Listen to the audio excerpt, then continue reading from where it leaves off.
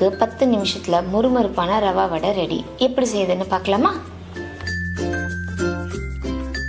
Hi friends, நான் உங்கள் நளினி. இன்னைக்கு நம்ம கிச்சனில் ஈஸியாக கிறிஸ்பியான, வெளியே முறுமுறுன்னு உள்ள சாஃப்டாக இருக்கிற ஒரு ஸ்நாக்ஸ் எப்படி செய்யுதுன்னு பார்க்கலாமா? ஒரு பேனில் ஃபஸ்ட்டு 2.5 கப் தண்ணி சேர்த்துக்கிறேன். தேவையான அளவுக்கு உப்பு சேர்த்துக்கிறேன். நெக்ஸ்ட்டு 1 ஸ்பூன் சில்லி ஃப்ளேக்ஸ் சேர்த்துக்கிறேன். 1 ஸ்பூன் பார்த்தீங்கன்னாக்கா எண்ணெய் சேர்த்துக்கிறேன். நல்லா ஒட்டாமல் பொலன்னு வர்றதுக்காக 1 கப் ரவை சேர்த்துக்கிறேன்.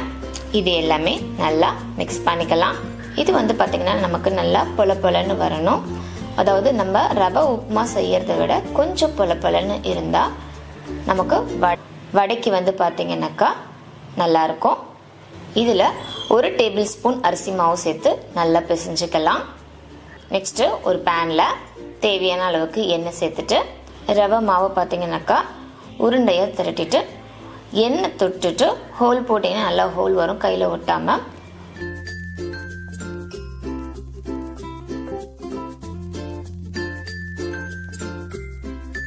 அவ்வளோதான் ஃப்ரெண்ட்ஸ், எண்ணெய் காஞ்சிருச்சு. இப்போ இந்த ரவை வடையை ஒன்று ஒன்றா நம்ம சேர்த்துக்கலாம்.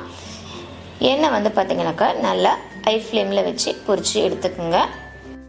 வடை நல்லா ப்ரௌனிஷாக வரணும் அப்படின்னாக்கா நீங்கள் எண்ணெய் கம்மியாக சேர்த்து கூட இதை பார்த்தீங்கன்னாக்கா நல்லா பொரித்து எடுத்துக்கலாம்.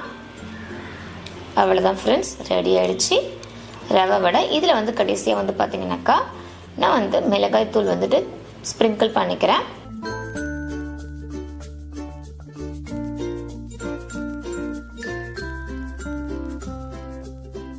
அவ்வளோதான் ஃப்ரெண்ட்ஸ், ரெடி ஆகிடுச்சு. இந்த வீடியோ உங்களுக்கு பிடிச்சிருந்ததுன்னா உங்கள் ஃபேமிலி அண்ட் ஃப்ரெண்ட்ஸ்க்கு ஷேர் பண்ணிக்கிங்க.